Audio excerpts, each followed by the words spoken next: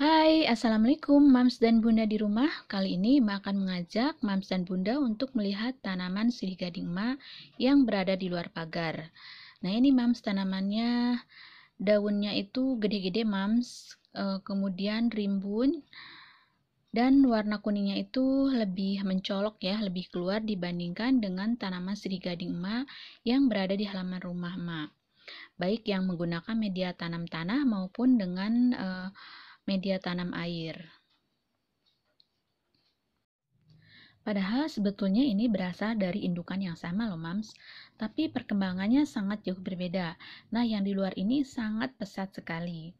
Sebetulnya sebelumnya tuh iseng aja sih tanam sirih gading di luar pagar itu, karena kebetulan kan di depan rumah itu ada pohon besar yang sudah mati.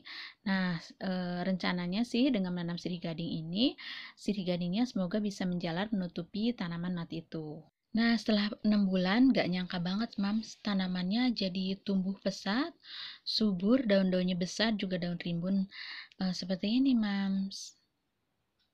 Nah, sekarang kita bandingkan ya dengan tanaman yang ada di halaman rumah emak ya. Nah, ini, Mams, ini adalah tanaman sirih gading yang berada di rumah emak ya. Ini indukannya sama dengan yang berada di luar. Tapi bisa Mam lihat di sini daunnya kecil ya, bisa dibandingkan perbandingannya dengan tangan emak ya.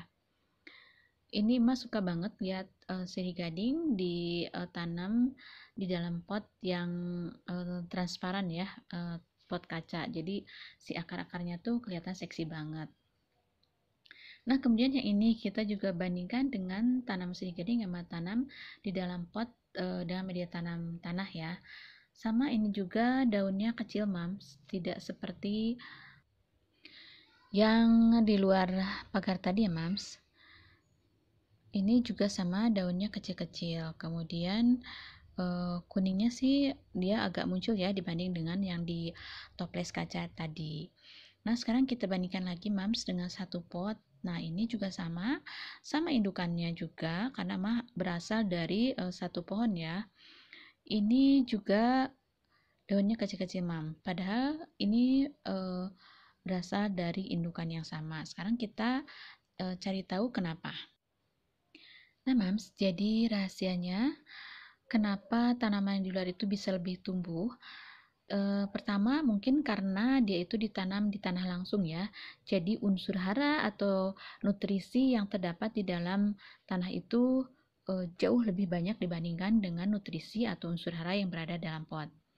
Dan yang keduanya, itu waktu pertama-tama dia tanam, mungkin sekitar sebulan selama dia ditanam itu rajin sekali nuangin campuran air micin kurang lebih 1 minggu sekali dengan takaran yang pernah Mbak jelasin ya dalam video khusus tentang eh, manfaat micin atau tentang tips merawat tanaman bagi pemula.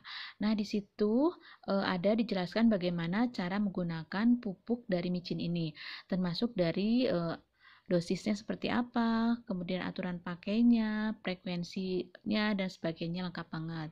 Nah, jadi inilah rahasia dari tanaman sirih gading emak ini bisa bertumbuh subur, daunnya lebat, daunnya rimbun, juga daunnya besar-besar ya.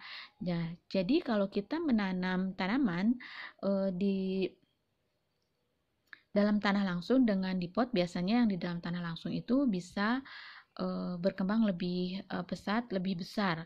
Selama si tanah yang kita gunakan itu memang memenuhi syarat sebagai tanah subur ya, mempunyai kandungan nutrisi dan unsur hara yang baik, juga tetap kita melakukan pemupukan meskipun di tanah langsung ya atau landscape.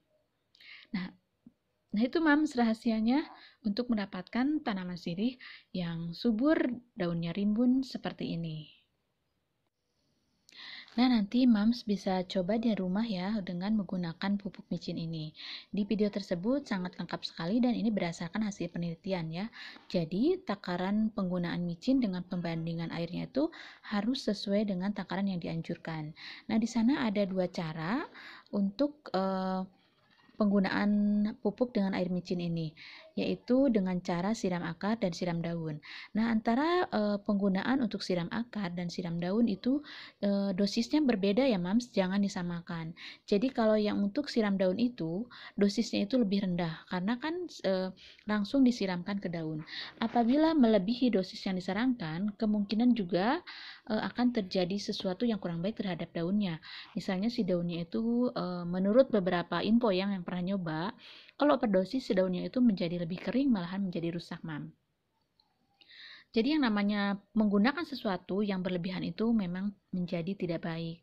Jadi gunakanlah aturan pakai sesuai yang dianjurkan.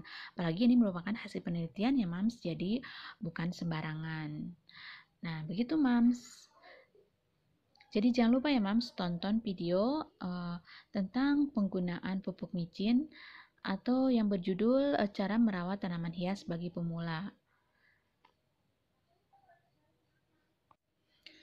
Nah, Mams atau Bunda yang baru memulai untuk menanam tanaman sirih gading, saran Emak jika kita masih punya satu pohon, entah itu beli ataupun kita dapat dikasih, ataupun kita dapat minta dari teman, sahabat, atau tetangga, sebaiknya yang satu pohon itu kita tanam dulu di dalam tanah langsung, Mams.